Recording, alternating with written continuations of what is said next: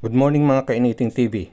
May 15, 8 AM valid until May 15, 4 PM. Weather update. Pasensya na po, wala tayong weather update sa nakalipas na 2 araw dahil may lakad po tayong mga importante.